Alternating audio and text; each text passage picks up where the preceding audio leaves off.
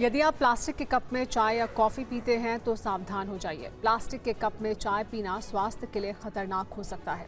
एक शोध में ये पता चला है कि इससे कैंसर का खतरा बढ़ जाता है। IIT खड़गपुर की रिसर्च में पता चला है कि प्लास्टिक कप में चाय पीने से कैंसर का खतरा बढ़ता है, साथ ही हार्मोनल और नर्वस सिस्टम से जुड़ी समस्याएं भी हो सकती हैं। शोध के बाद भोपाल स्वास्थ्य विभाग ने एडवाइजरी जारी कर प्लास्टिक कप में चाय न पीने की अपील की है। एक अपील जारी की गई है जिसमें जनता से यह अपील की गई है कि इनका उपयोग कम से कम करें, जहां तक हो सके अपने स्वयं के बर्तन में लेके जाओ उसमें उपयोग करें, या अगर आपको कहीं करना भी है तो जो मिट्टी के बने हुए बर्तन होते हैं जो डबले वगैरह था उनका उपयोग करेंगे। स्वास्थ्य विभाग की एडवाइजरी के बाद TV9 संवाददाता ने भोपाल में लोगों से बात की। यहाँ पर आप देख रहे हैं दोनों तरह की चॉइस आपको मिलती है इस दुकान पे। इनसे बात करते हैं। भाई साहब ये बताएं कि जो डिस्पोजल भी है और कप भी है, ज्यादातर लोग किस में चाय पीते हैं? कप में पीते हैं। कप में। और ये बात की जानकारी है आप लोगों को भी कि डिस्पोजल में ज्यादा चाय पीने से कैंसर हो सकता है? होता है वो तो। सरकार ने एडवाइजरी भी जारी कर दी है कि भाई आप खुद का कप ले जाएं, अगर जहाँ पर अगर आपको कप या डिस्पोजल मिलते हैं खुद के कप में पिए। इस चीज़ पर कभी ध्यान देंगे कम से कम आप? बिल्कुल आगे से ध्यान देंगे। और दिल्ली के शादरा इलाके में आधी रात को फायरिंग की घटना से सनसनी फैल गई। बदमाशों ने रंगदारी के लिए फायरिंग की। बदमाशों ने दहशत फैलाने के लिए एक घर पर ताबड़तोड़ फायरिंग की और फायरिंग के बाद बदमाशों ने पर्ची भी फेंकी। पर्ची में कुख्यात गैंगस्टर हाशिम बाबा और 1 साल से मर्डर में वांटेड चल रहा उसका गुर्गा सचिन उर्फ गोलू के नाम से 30 लाख रुपए की डिमांड की गई। डिमांड पूरी ना होने पर अंजाम भुगतने की धमकी मिली।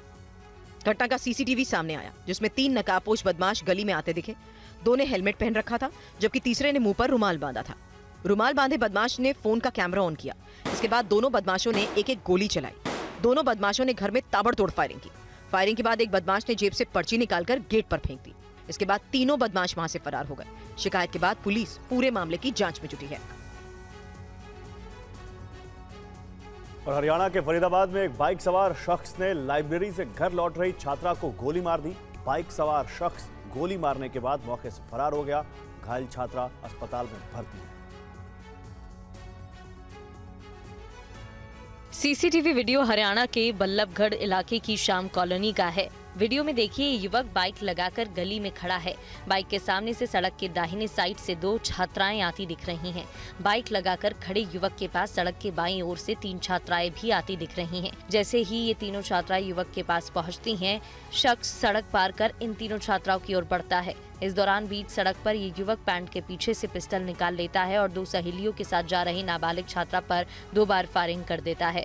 छात्रा खुद को बचाने की भी कोशिश करती है लेकिन गोली उसके कंधे में लगती है। छात्रा रोते हुए चिल्लाती है। इस बीच फायरिंग कर ये शख्स तेजी से अपनी बाइक के करीब आता है और बैग कंधे में डालकर फरार हो जाता है। छात्रा के साथ जा रही उसकी 2 सहेलियों में से एक पीछे भागती दिख रही है जबकि दूसरी सहेली कुछ दूर आगे खड़ी दिखती है। जिस छात्रा को गोली लगी उसे बचाने के लिए कोई नहीं आता। पुलिस CCTV फुटेज के आधार पर अभियुक्त की तलाश कर रही है। घायल नाबालिग छात्रा का कहना है कि फायरिंग करने वाला शख्स काफी दिनों से उसका पीछा कर परेशान कर रहा था। हरियाणा की सोनीपत में क्रिकेट कोच की सरेआम हत्या से हड़कंप मच गया है। क्रिकेट कोच रामकरण की हत्या क्यों हुई है, देखिए इस रिपोर्ट में। ये तस्वीर सोनीपत के क्रिकेट कोच रामकरण की है जो अब इस दुनिया में नहीं है। सोनीपत के गन्नौर में सरकारी अस्पताल के पास कुछ लोगों ने रामकरण को गोली मार दी। फायरिंग के बाद बदमाश मौके से फरार हो गए। गोली लगने के बाद रामकरण जमीन पर गिर गए। घायल रामकरण को अस्पताल ले जाया गया जहां इलाज के दौरान उनकी मौत हो गई। इस हत्याकांड के बाद मौके पर पुलिस के आला अधिकारी पहुंचे। कहा जा रहा है पुरानी रंजिश की वजह से इस वारदात को अंजाम दिया गया। रामकरण के परिवार का कहना है कि हत्या सुनील लंबू और उसके साथियों ने मिलकर की है। सुनील लंबू भी नगर पालिका का पूर्व कार्यवाहक अध्यक्ष रह चुका है। रामकरण की बहू वार्ड 12 से नगर पालिका पार्षद है और नगर पालिका के अध्यक्ष के चुनाव को लेकर ही दोनों गुटों में तनाव चल रहा था। परिजनों की शिकायत के आधार पर हत्या का मुकदमा दर्ज कर आगे की कानूनी कार्रवाई शुरू कर दी गई है। रामकरण नाम का व्यक्ति है और इसकी पुत्रवधू है सोनिया, वो वार्ड नंबर 12 से म्युनिसिपल काउंसलर है। इनका आपस में विवाद चला हुआ था और उस विवाद के चलते हुए सुनील लंबू ने रामकरण को गोली मारी है। गोली उसकी छाती में लगी है।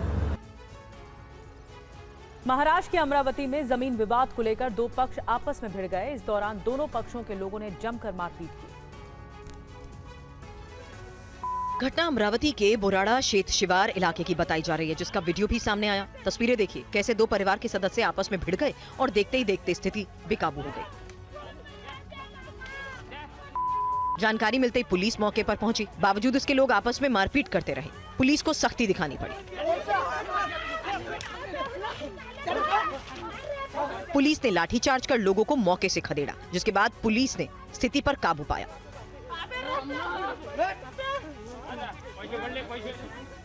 पुलिस की तरफ से दोनों पक्षों के खिलाफ एफआईआर दर्ज की गई है। मामले की जांच की जा रही है। शुरुआती जांच में पता चला कि दोनों पक्षों के बीच जमीन को लेकर विवाद चल रहा है। विवाद की वजह से ही आज दोनों पक्ष आमने सामने आ गए। पहले बहसबाजी हुई और देखते ही देखते मारपीट शुरू हो गई। साथ ही ये भी पता चला कि दोनों पक्षों के बीच पहले भी इस तरह की घटना हो चुकी है।